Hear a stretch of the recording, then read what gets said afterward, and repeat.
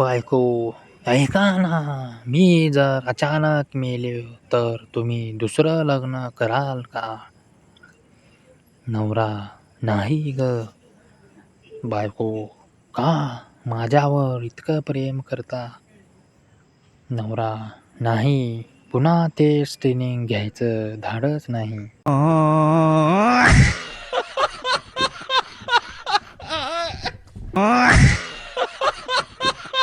एकदा नवरा ऑफिसमधून उशिरा घरी आला.